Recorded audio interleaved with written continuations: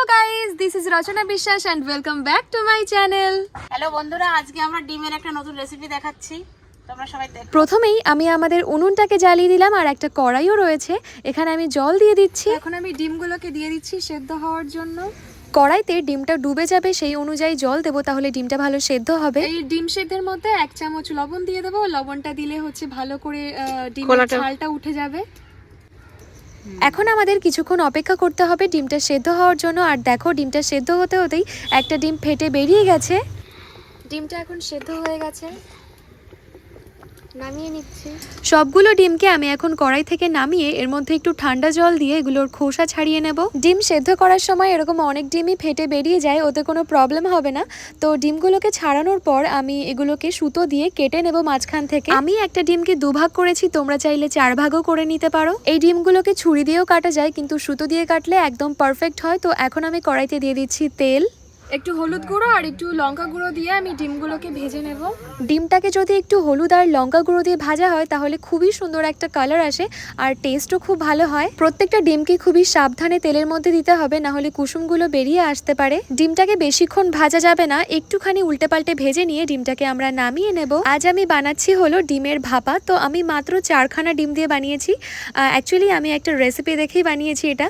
তো আমার কোনো আইডিয়া ছিল না যে কেমন খেতে হবে, বাট পরে রান্নার পরে খুবই সুন্দর একটা টেস্ট হয়েছে, মনে হচ্ছিল আরো বানালে ভালো হতো। এবার দেখো, একটা মশলা বানিয়ে নেব। সেটা হচ্ছে 1 চামচ লাল সর্ষে, 1 চামচ হলুদ সর্ষে, পোস্ত, কাঁচা লঙ্কা, লবণ, কয়েকটা রসুনের কোয়া এবং জল দিয়ে এটাকে ভালোভাবে পেস্ট বানিয়ে নেব। এই রান্নাতে আমরা অন্যরকম কোনো মশলা ইউজ করব না। একটা বাটিতে 3 চামচ টক দই নিয়ে ফেটিয়ে নিচ্ছি। এগুলো আমি রান্নার আগেই তৈরি করে রেখেছিলাম, এখন শুধু তেলের মধ্যে দিয়ে দিচ্ছি পেস্টটা, তারপর দিয়ে দেব টক দই। এবার এটাকে কিছুক্ষণ নাড়াচাড়া করে মিক্স করে নেওয়ার পর দিয়ে দেব একটু লঙ্কার গুঁড়ো আর একটু হলুদের গুঁড়ো। আমি কিছুটা নারকেল কুড়িয়ে রেখেছিলাম, এবার এই নারকেল কোড়াটা এর মধ্যে দিয়ে ভালোভাবে মিক্স করে নেব সবকিছুকে। এবার আমাদের জলের প্রয়োজন হবে, তো মিক্সিং বলে আমি যেই পেস্ট বানিয়েছিলাম সেই পেস্ট ধোয়া জলটাই দিয়ে দেব।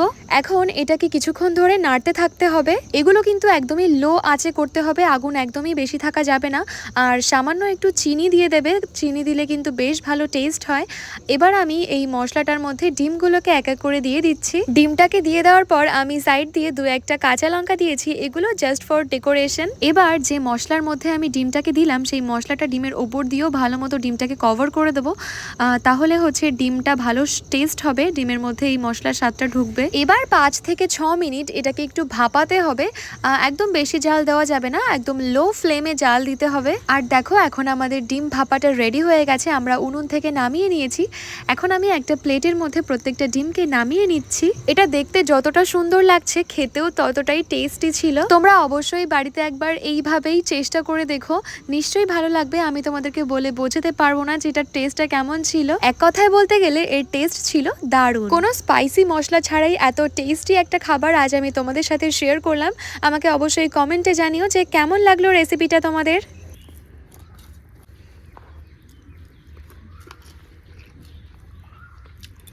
বন্ধুরা, খুব সুন্দর হয়েছে, এভাবে তোমরা রান্না করে দেখো, খুবই ভালো লাগবে। খুবই সুন্দর হয়েছে। খুবই সুন্দর হয়েছে। ডিম তো আমরা অনেকভাবে খাই, তো এইভাবে তোমরা রান্না করে খেয়ে দেখো, তারপর তোমরা রান্না করে খেয়ে আমাদেরকে কমেন্টে জানিও যে কেমন হয়েছে। আমাদের কাছে তো খুবই ভালো লাগছে, মানে এরকম একটা টেস্টি খাবার, মানে ডিমের একটা অন্য একটা রেসিপি।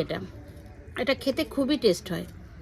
বন্ধুরা, রেসিপিটা যদি ভালো লেগে থাকে তাহলে সবাই যারা সাবস্ক্রাইব করনি এখনও, তারা সাবস্ক্রাইব করে দেবে, পাশে থাকা বেল আইকনটি বাজিয়ে দেবে, তাহলে আমরা যে নতুন ভিডিওগুলো দেব সেটা তোমাদের কাছে সবার আগে পৌঁছে যাবে। আর সবার সঙ্গে একটু শেয়ার করে দেবে।